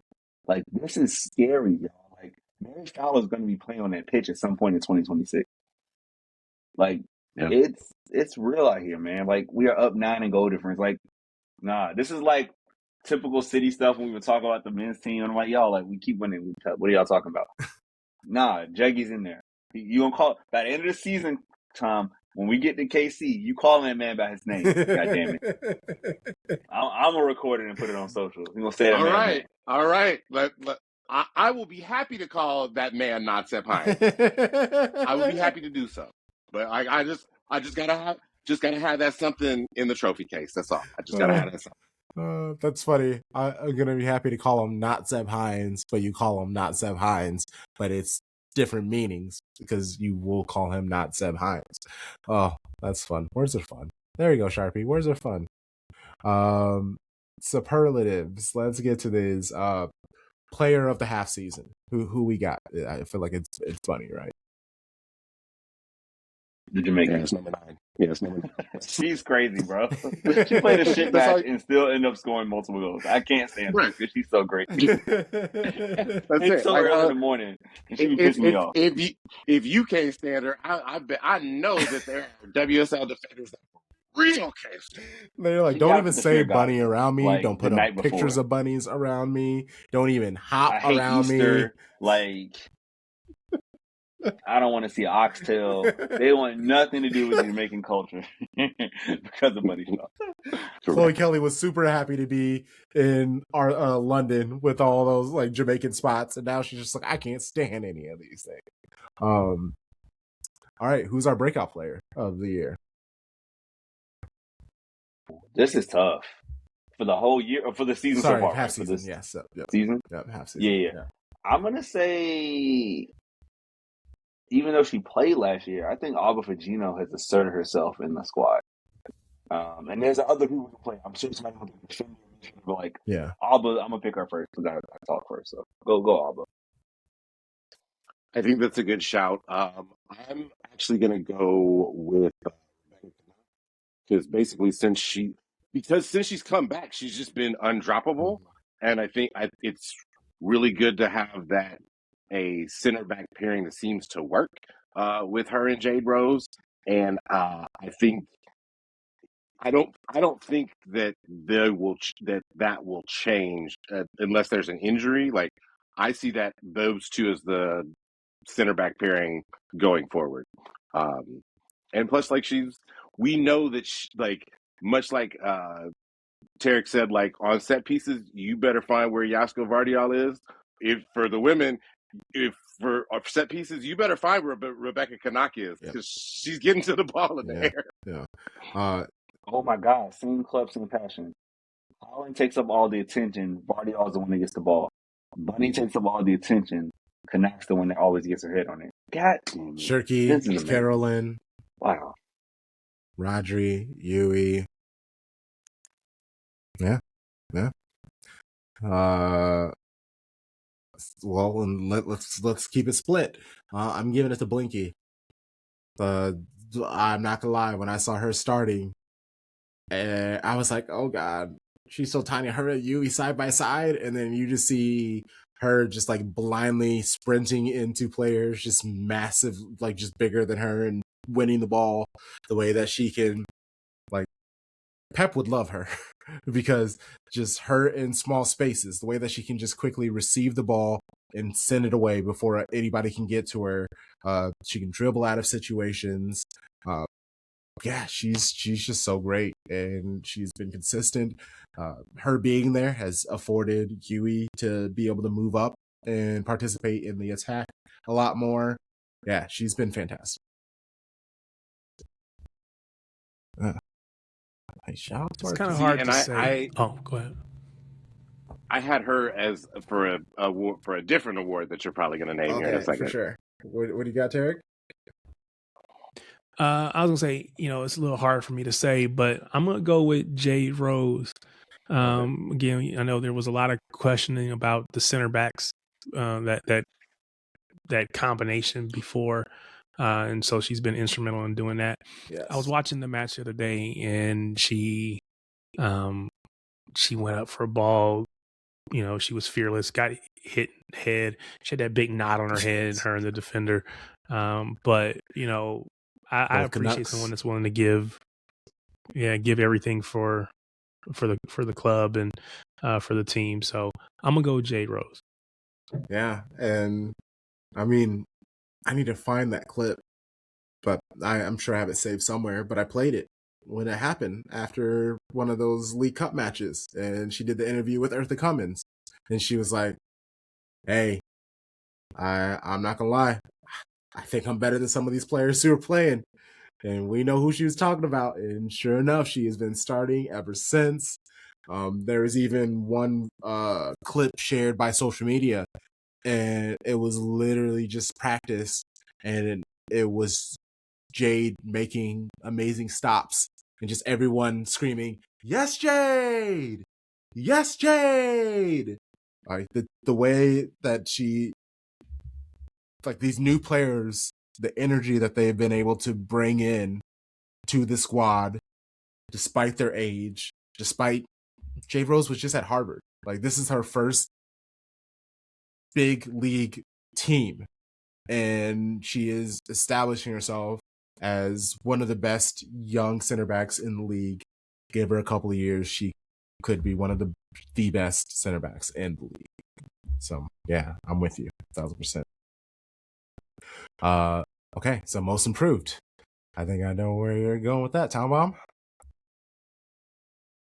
Oh, it's Laura Blinkilde Brown, and it's not even close. Yeah. Like there, and it could be that the system is benefiting her more. It could be that she's gotten a little bit more experience in the league, and that she's a little bit older. Like Charlie said earlier in the show, like there's certain things that you just have to experience to get better. And I think that she has experienced enough in the league to know that like what she can and can't get away with. and just the amount of ground that she is allowed to cover, not just like asked to cover, but like expected to cover, and she does it very, very well. Which, by the way, I hope that she's getting all of the rest. Yes. Just make I'm not gonna say that I'm not gonna do like Pep did the men, but just I would hope that you get some rest and please just come back ready to play on the 11th of January. That's all I ask.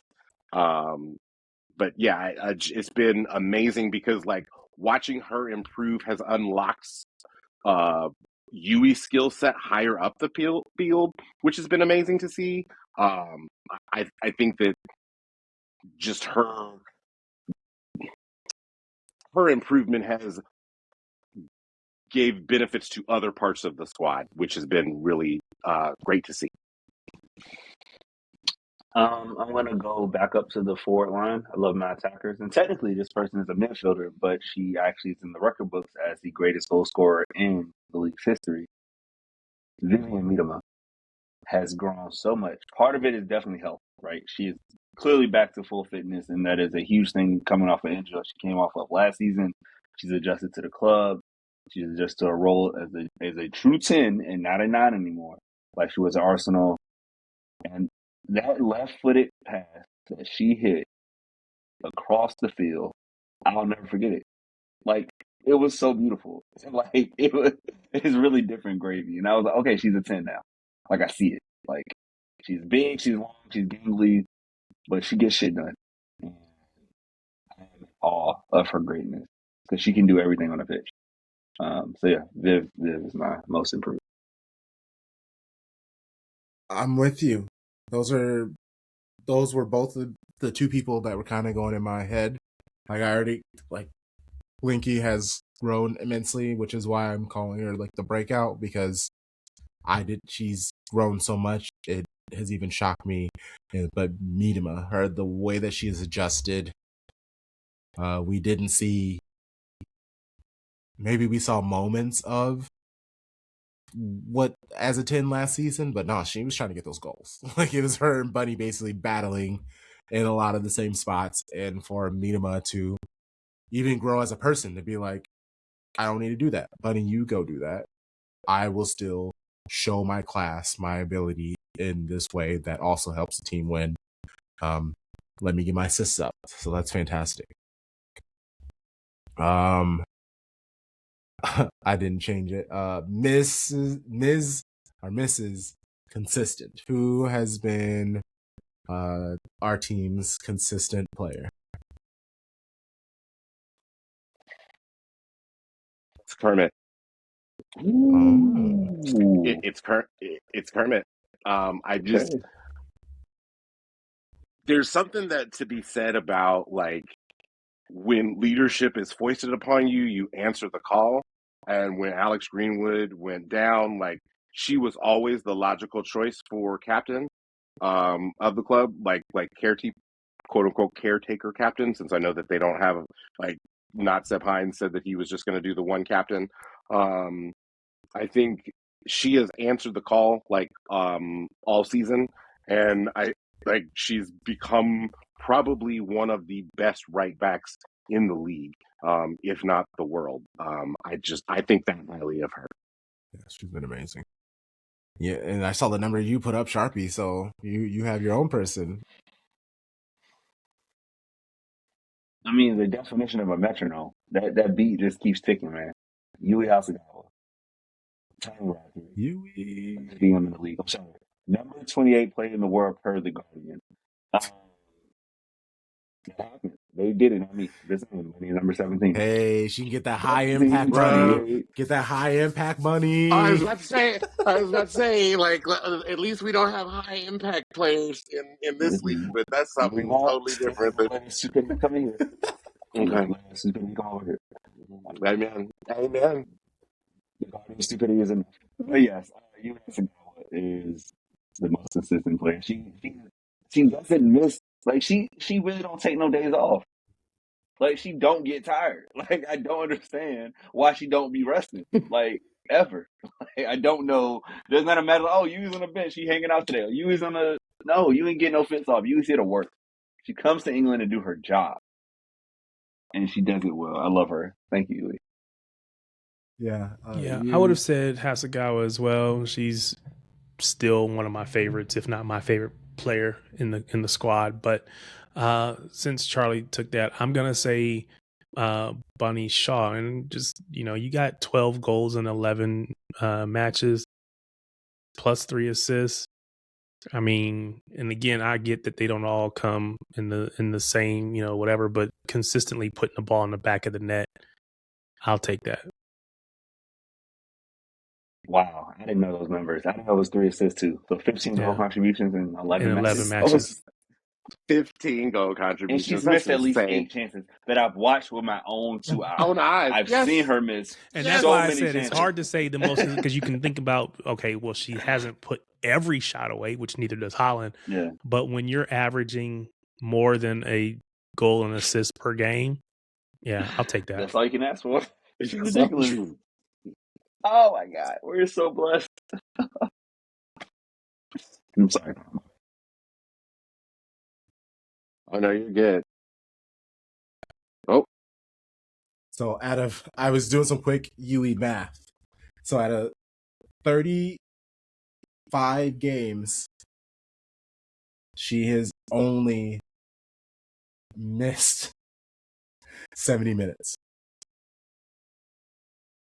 35 games. What? There was one game. Is that many 90s? Yeah, there were 4 games where she was subbed off. There was a League Cup game where she came off in the half, and then she was subbed off in the 80th minute, the 81st minute, and the 84th minute. In this whole year. If this was the men's game, we would be complaining because, like, oh my God, she needs a rest. And she's getting spammed. She needs a rest. Get her some substitutions. Don't play the same number of matches. It's not even no. It's fair. That's fair. But it's just like, man, to not miss any time. And she plays basically every minute for her country. I'm sure. Like with Japan, like she's always. That's insane. But again, that's why we hold her in such high regard. Be like you in 2026, everybody. Just be like you. Do your job to the best of your ability. Show up. Availability is the best ability, and if you show up every single time, you're probably going to be good at your job. Yeah. Yep. I want to be like you when I grow up. Facts. And yeah, Yui's my Ms. Consistent as well. And then last is defensive dynamo, and that has to be Jade Rose because the people that she's knocked over, bowled over, caught up with, like. She is dynamite. Yeah, she's absolutely amazing. I'm still going to go with Kirsten Kasperai on this because I still think that she's the team's best 1v1 defender against everyone against a forward line, like including wingers and strikers. I think that, like, if you ask her, like, and the fact that she can play both sides, like, if you ask her, like, hey, I need you to go eliminate Olivia Smith. I need you to go eliminate Lauren James. I need you to go eliminate Melvin Millard. I think she can do it. And I don't know if you can say that about any other defender on our squad. That's fair. So just to hear this right, Crunk said Rose, and Tom, you said Kasperai? Yes. Mm-hmm. I'm putting in my fish, y'all. I'm going for the black woman. Because the word is dynamo. And, like, her actions are so dynamic to me that, like, she just stands out. Like, it's a different type of athleticism. It's like the way when we got Gvardiol and we saw him on the back line for the men, it was like, oh, he's moving different out here. Like, it's like healthy John Stone's like, oh, wow, like, that's crazy. So I just think, and again, you can't go wrong with either one. Yes. But I'm going to pick Jade. Like, what she does, and then the upgrade from Laya, like, that's also a part of my thinking as well. Okay. And again, I'm always give shade to old players. You left, that's on you. Sorry. You mean that squad that's got her and 13 healthy senior level players? Hey, they say you only get 5 sets a match. We're going to use 3. Take it back to the old school. There you go. I guess. Yeah, I said Jade Rose earlier for a different one, but I would pick her too. Let's go, Jade Rose supremacy over here. Okay. Well, we harken back to old times with this episode, but we had a lot to cover, a lot to catch up on. Fantastic job, show bros. Real good job, you, Tarek. You've been talking for some time today. You've gotten your work in. Good job, you. Yeah, I'm about to crash. Cherki is tired. He's tired. Yeah, He's not you. He's tired. I'm about to crash. 4.5 hours. He done been working. He done been talking. Hustling. He's like, but then all of that. He's like, hey, Tarek the real MVP of 2025. Yeah, I'm like, right, Tarek the real MVP, y'all. Joe Bro 20 MVP. Mr. Consistent right here. I ain't want to rush y'all, but come on. Yeah. I love it. Let's get out of here, bro. Let's get it. Tarek, let people know where they can find you and the things that you do. Yeah, social media at Tarek Peterson, TARIKPETERSON. Tarek Peterson, and it's the same thing for YouTube. Like I said, I've been doing this was week 11, so 11 straight weeks of Tuesday night live streams, Talk Back Tuesday, and inviting folks to come on the stream and chop it up with me. It ends up being just a panel show. Most people that call, join will hang on for the bulk of the stream, but people are always invited. So every Tuesday night, 6:30 p.m. Eastern time, that's 11:30 UK time. Every Tuesday night, that's where I'll be on YouTube. Again, same name, Tarek Peterson, and you can find the channel. Yo. If you can find me on the 12, which is the WSL podcast that you should be listening to. And if there's a social media app that I use, you can find me at TomBomb816. Also, shout out to Kansas Citizens. This is their season scarf for the 2025-2026 season. So proud to be a part of that amazing group of people, and hope to see y'all soon. We will see you soon. Okay, I got a spiel now, y'all. Here we go. Well, you can find me at Sharpie Charlie on X, Blue Sky, or Instagram. You can also find me every weekend. There's a Man City match with my homie Crunk Chocolate doing watch-alongs for this wonderful podcast, Shades of Blue. We locked in for the men and the women. Come through, laugh with us, come with the homies. Shady gang. Yo, love it. At Shades of Blue NW. If we are on an app, I've been really trying hard to we're Twitter, X, Blue Sky. I really stepped my game up on Threads, Instagram, TikTok. I'm out here just posting. Check us out. We out here. You know the vibes. Shady gang.